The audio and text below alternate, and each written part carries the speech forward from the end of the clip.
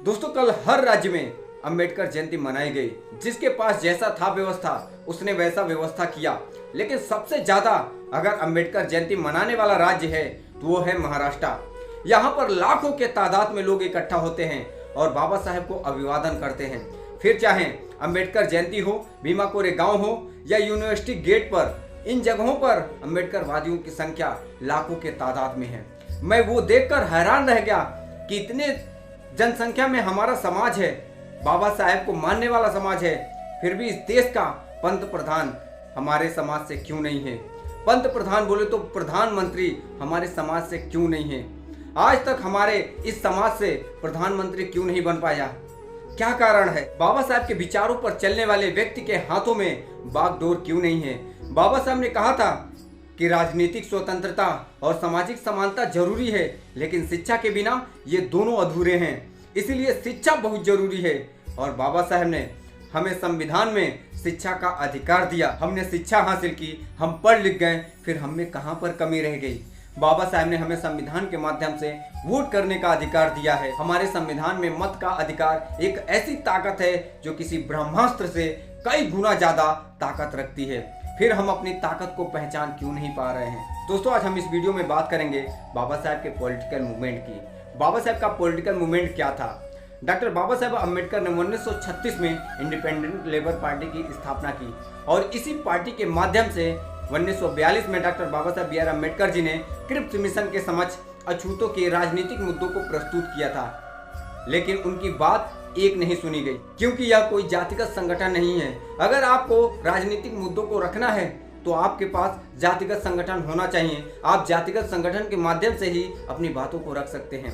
फिर बाबा साहब ने जो इंडिपेंडेंट लेबर पार्टी थी उसकी सभा बुलाई और उसको भंग करके भारतीय अखिल अनुसूचित जाति महासंघ की स्थापना करने की प्रस्ताव रखी। फिर 19 जुलाई 1942 में बाबा साहब ने शेड्यूल कास्ट फेडरेशन की स्थापना कर दी। फिर उसके बाद 24 सितंबर 1944 में बाबा साहब ने इसी जो शेड्यूल कास्ट फेडरेशन था, इसी के बैठक में बाबा साहब ने कहा कि जाओ अपने घरों के दीवारों पर लिखो कि हमें इस देश का शासक बनना है। क्या बोल रहे हैं, ध्यान से सुनना। जाओ अपने घरों के दीवारों पर लिखो हमें इस देश का शासक बनना है। बाबा साहब की जो ये बात है ना, जो ये संदेश है, ये मुझे बहुत भाता है। बाबा साहब 1944 में कह रहे हैं कि जाओ अपने घरों के दीवारों पर लिखो कि हमें इस देश का शासक बनना है। और ये बात बाबा साहब तब कह रहे हैं जब हमारे समाज के पास घरों के दीवार ही नहीं थे। उनकी ये बात वहां पर बैठे उनके विपक्षी लोग भी सुन रहे थे। उनको समझ में नहीं आ रहा था कि बाबा साहब ये बात कह क्यों रहे हैं। वो सोच रहे थे कि जो ये अछूत हैं, इनके पास रहने का घर नहीं है, ये गांव के बाहर रहते हैं, खाने के लिए एक एक रोटी के लिए मोहताज हैं, खाने के लिए इनके पास नहीं है, जंगल में रहते हैं, झोपड़पट्टी का घर बनाकर रहते हैं। और बाबा साहब इनको कह रहे हैं कि जाओ अपने घरों के दीवारों पर लिखो हमें इस देश का शासक बनना है।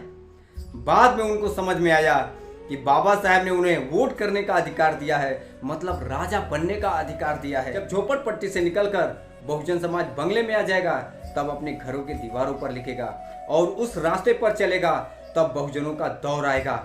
और ये बात बाबा साहब जानते थे और उनकी ये सोच सही साबित हुई। आज बाबा साहब का समाज पढ़ लिख गया, झोपड़ी से बंगले में आ गया, लेकिन अफसोस की बात यह है कि वो बाबा साहब का संदेश लिखना भूल गया और उनके बताए रास्ते पर चलना भूल गया। बाबा साहब का यह क्रांतिकारी संदेश उनके विरोधक समझ गए, लेकिन उनका अपना समाज आज तक नहीं समझ पाया। ये बड़ी अफसोस की बात है दोस्तों।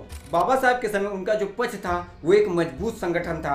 बाबा साहब जान गए थे कि जब तक हमें राजनीतिक शक्ति नहीं मिलती तब तक सामाजिक और धार्मिक उद्धार नहीं हो सकता। जो राजनीतिक शक्ति है वह एक प्रभावी हथियार है। अगर हमें राजनीतिक शक्ति हासिल करनी है तो केवल एससी के वोटों से राजनीतिक शक्ति हासिल नहीं कर सकते। इसीलिए 30 सितंबर 1956 में बाबा साहब ने शेड्यूल कास्ट फेडरेशन की सभा बुलाई और उसमें कुछ प्रावधान पारित किए, जिनमें से पहला था कि शेड्यूल कास्ट के जगह पर ऑल इंडिया रिपब्लिकन पार्टी की स्थापना करना था। दूसरा था कि मतदाताओं को एक संगठन में लाकर एक राजनीतिक दल बनाना, जिनमें थे एससी एसटी ओबीसी के लोग। इन सभी को मोटे शब्दों में कहें तो एससी एसटी ओबीसी के लोगों को एक संगठन में लाकर राजनीतिक पर खड़ा करना। रिपब्लिकन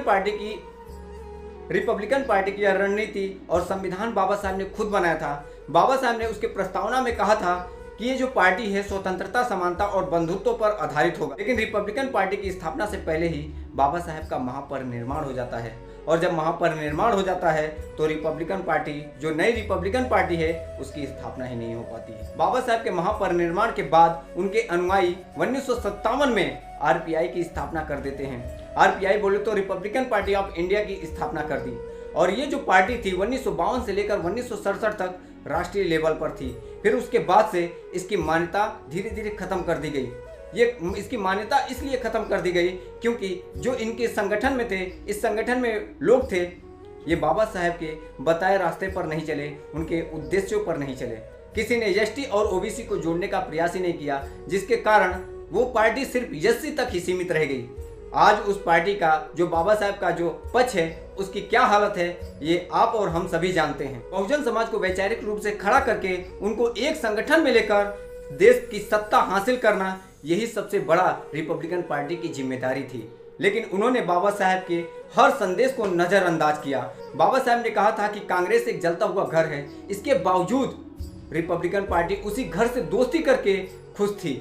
आज सोच सकते हो कि इन अवसरवादी नेताओं ने अपने मतलब के लिए बाबा साहेब के उस पक्ष का क्या हालत कर दी है। हमें अब इन सभी चीजों के बारे में सोचना पड़ेगा दोस्तों। बाबा साहेब के सिर्फ अभिवादन तक हमें भीड़ का हिस्सा नहीं बनना है, उनके बताए रास्ते पर चलकर, उनके संदेशों को जानकर उनके संगठनों को मजबूत करना है।